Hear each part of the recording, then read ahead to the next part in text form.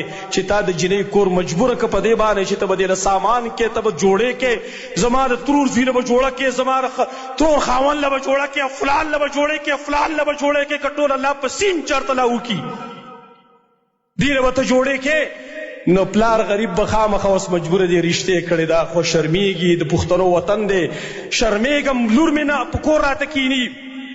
پرتوګ نه وباسي جامې نه وباسي نا غریب به ځي یا به چېرته یو ټوټه ځمکه یا به خرڅوي او یا به چېرته ځي په سود باندې به د چا نه پیسې رالي ظالمه په دې سود کې تا مبتلا که ده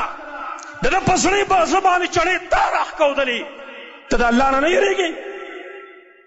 څه ضرورت دی ته بربنډ ګرځې ستا د ترور خاوند بربر ګڼځي ستا رور بربنډ ګرځي چې ته پې لازمه چې ته به جوړی کېدي وله دا ظلمونه من کوو زما وروڼو الظلم ظلمات یوم القیامه زما وروڼو یاد لرئ ګورئ ظلم تیارې دی ګورئ په ورځ د قیامت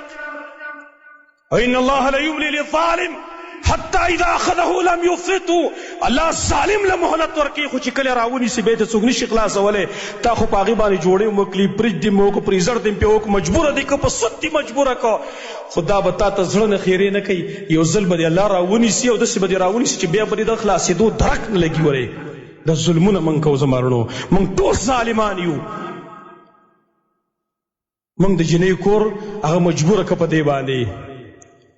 او په زړه کې بیا وایي خلک په لوڼو باندې وستن ولې خفه کېږي زموږ د پښتون معاشره دا په لور باندې ولې خفه کېږي چې لور مې پیدا شوه اصل دا زموږ د دې ظلمونو د وجې نه چې لور مې پیدا شوه خامخا دا چې پېغله شي دا به ودېږي سبا نه زه به دې له څه کوم ما څه خو پیسې نشته دی زه خو غریب یم د ټاټکي مزدور یم زما خو رزق هم پوره کېږي نه په دې پیسو باندې زه به دې لور له څه کومه او که نه کومه دا خلک مې شرموي پرتوګ نه وباسي دا ښځې په کورونو کې لګیایي چې دا یې خوړ لاوړې وه د دې حیثیت ته د پلار که موږ باندې راتاوان کړه دا ظالمان ټول منګه یو ګورئ نو دا جهیز خبرې دا زموږ په دې معاشره کې راغلی ما ته پته ده څوک نه مني هسې ما بیان کړو هېڅوک یې نه مني څوک به دا وکړي ښځې به څوک مطمئن کړي خو ځان له مستقل ګورمنټ دی او مستقله صوبه ده زنانه و هغه به څوک مطمئن کړي هغه وایي ملا لیکیني په خپل جومات کې هرې خپلې مسلې کوي پردي کار کې به کار نه لري د ده د دې مسلو څه کار دی زما ورسره کار شته دی زه مې بیانوم او ستا غم راغستی ما چې ته حرام خورې او دا د نبي حدیث مې ته بیان کو ته چې د جنۍ په کور باندې جوړې مقرر کړي په هغې باندې فرنیچر مقرر کړي فلان پې مقرر کړي او دا پې وس ته رسي او په زور پې ته کوې هغه د نبي د دې حدیث په ذیل کې ته نه راځي لا یحل مال امرئ مسلم الا بطیب نفس منه د مسلمان مال حلال نه دی مګر چې هغې په خپل زړه په خوشحالۍ درکوي تالی درکولی شي د دې کې موږ نه راځو ولې نو لہذا دا یو غټ رسم دی او دا تاسو ته پته شته دی دا جهیز چا راوستی دلته دا هندوانو طرف ته راغلی او د هندوانو طرف ته ولې راغلی تاسو ورې تاریخ وګورئ هندوانو جهیز ځکه مقرر کړی دی چې په هندو مذهب کې د ښځې لپاره وراثت نشته دی میراث نشته دی نو هغې جنۍ له چې حق ورکوي نو د جهیز ورکوي او چونکې زموږ پښتانه هغې خو هم د هندوانو په شان ته میراث ختم میراث پکې چا راوستی دی چې هغه هم وایي ما دله سامان کړی او ته زما نه نور څه حصه غواړې حق د هندوانو رسم زموږ مسلمانانو اختیار کو دا لعنت ختم کوي د دې ملک نه که یو سړی په خپله خوښۍ باندې مخکې مې ته وویله په خپله خوښۍ باندې د زړه په خوښه هېڅ چا پې زور نه یې کړی خپل لور له سامان کوي ښه ډېر دی ولکه هېڅ فرق نه کوي ودې کې ونه لیکن دا لږ کور د هغه دپاره دا جایز نه دي چې هغه پیغور ورکوي ورته یا او یا یې پې لازموي چې ته به موږ له خامخا دا سامان کې زما وروڼو کوم خلک چې د جهیز لعنت کې مبتلا دي وی څومره ظلمونه چې شوي دي څومره زناګانې چې کېږي دغه جنکۍ چې په کورونو کې سپېدانه سپین سرې شوي اوسه پورې هغې ته رشته نه میلاویږي په دې کې تاسو پوره په ګناه کې مبتلا وئ او تاسو به الله له جواب ورکوئ خپله م خوښه ده بیا اصل کې قرآن څه ویلي الرجال قوامون على النساء بما فضل الله بعضهم على بعض وبما انفقوا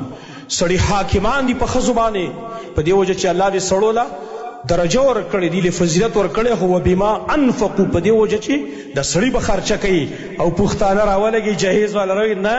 جینۍ به سامان نه وړي، هغې به خرچ کوي، جوړې به هغه کوي، فلان به هغه کوي.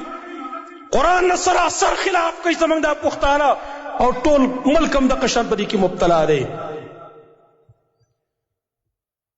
بل یو رسم زموږ په دې علاقو کې هغه څه شي دی، بل رسم پکې هغه دا دی صاحبه، کله چې واده نو چې کوم کور کې واده که نه، نو ناویله چې کومې جوړې کوي، نو په دې کور کې چې کومې ښځې دي وایي منګلې هم وکوئ. یوه جوړه نه زه خیر دی که یوه جوړه دې وکړه خو دې کړه زه خلاصه شوه،